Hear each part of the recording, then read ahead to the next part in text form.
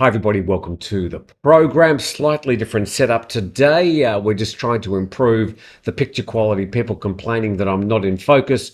Mind you, I look a lot better out of focus than I do in focus. So sorry about the extra wrinkles today. Let's go to some follow-ups from yesterday. And we start in Phuket and the search for Mr. James Everett Dubois, a 49-year-old American. This reported on the Cowsod English Facebook page.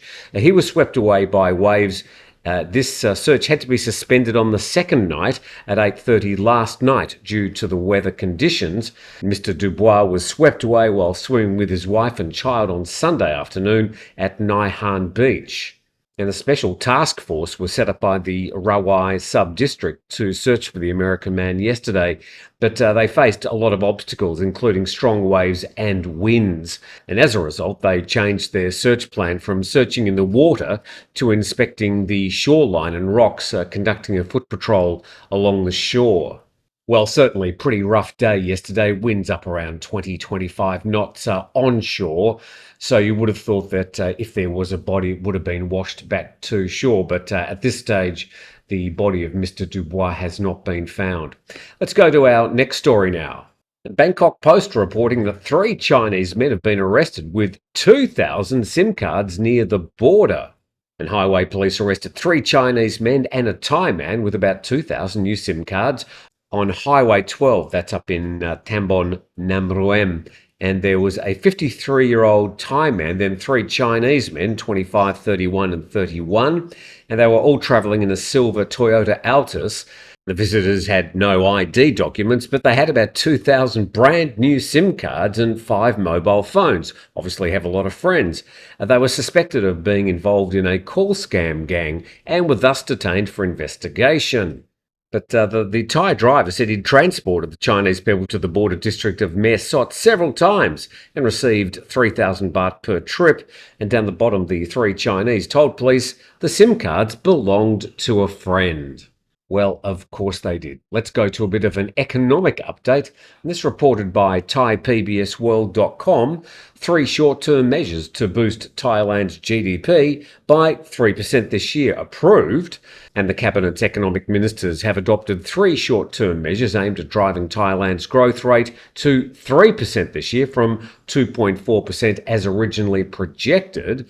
At a meeting of economic ministers, the finance minister said the Thai GDP growth in the first quarter was a disappointing 1.5%, the lowest of all 10 ASEAN member countries.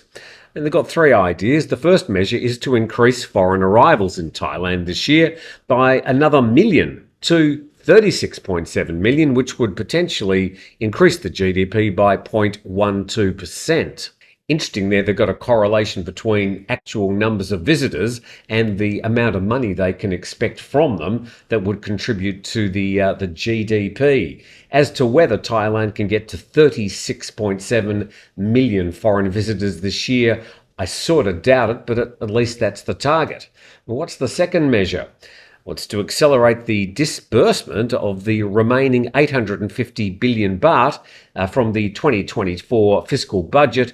And about 20% of that is for investment.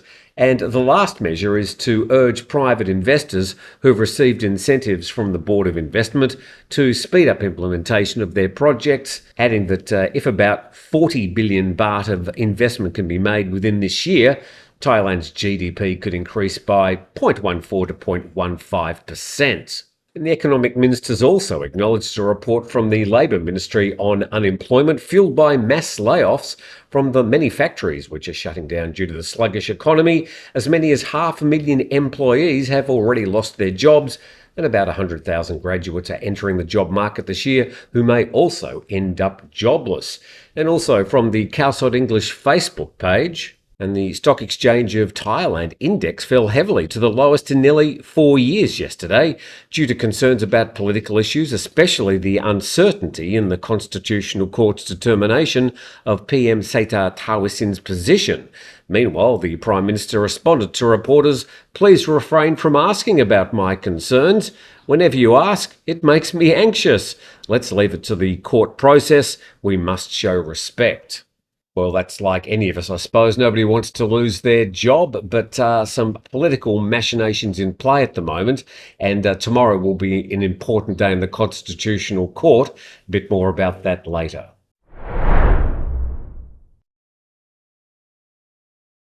And just quickly, please support our main sponsors. We've got 5-Star Marine at 5starmarinephuket.com and also Beach House Thailand. In both cases, there's links in the description below, opportunities to check out the website, see if their services suit you.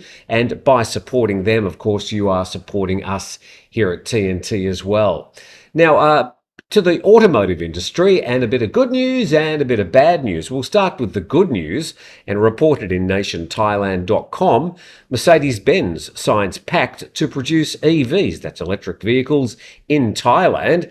Mercedes-Benz Thailand signed a contract with its Thai partner to make battery-powered electric vehicles in Thailand. And Mercedes has signed a contract hiring Thombury Automotive Assembly Plant, its long-term partner in Thailand, to make Mercedes-Benz EVs over the next 10 years. But some bad news, also reported in Nation Thailand, Suzuki to pull the plug on its manufacturing in Thailand next year. And Suzuki Motor Corporation will cease production at its factory in Thailand by the end of next year, following a review of its global production structure, according to the Japanese automobile manufacturer. And the company began production back in 2012 and was able to produce and export up to 60,000 vehicles a year. And despite shutting down the production line, Suzuki said it will continue its sales and after-sales service in Thailand. The company plans to adjust its business strategy by importing vehicles from the production lines in ASEAN countries, Japan and India. And currently, Suzuki imports vehicles from neighbouring Indonesia, including popular models like the Ertiga and XL7. And these imports benefit from special tax exemptions under the ASEAN Free Trade Area, which allows duty-free import if the vehicles contain at least 40% ASEAN content. And Suzuki's decision to cease automobile production in Thailand marks the second significant move of its kind, following Subaru's earlier announcement to end its vehicle production from the end of this year.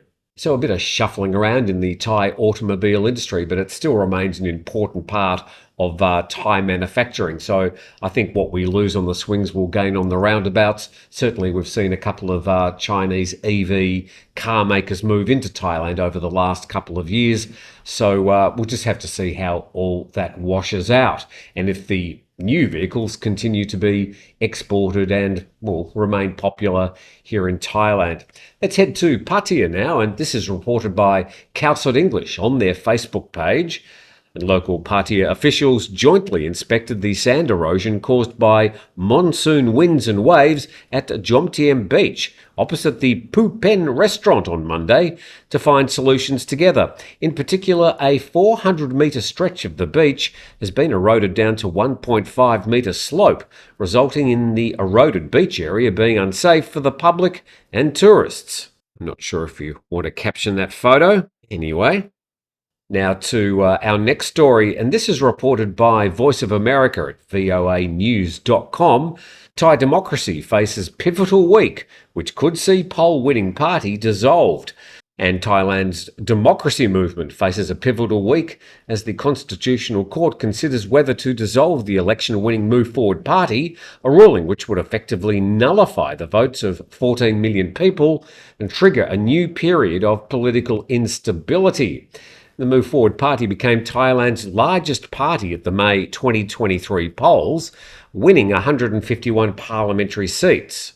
Now, that was 38% of the primary vote, but as we've mentioned before, they didn't win a majority. There's 500 MP seats to win. They won 151, which was substantial, but of course the other parties got together and formed a coalition, which did have a majority in the lower house. Anyway, more of this story. The court will meet tomorrow to consider Move Forward Party's fate on an allegation that it breached the Thai constitution by calling for reform of the Royal Defamation Law, which protects the monarchy from criticism during its election campaign. And they've made a bit of a prediction here in the story. The court is widely expected to strike out the party, which has the potential to stir a new round of political uncertainty. So a prediction there from Voice of America. I don't really have any prediction myself. I'll leave that to the Constitutional Court. But if the party is banned and some of the MPs banned from participating in politics for up to 10 years, pretty sure that's going to have quite a response from, those 38% of Thai voters that voted for them in last year's election. But that's the latest in news here in Thailand. Hopefully you're a bit more up to date.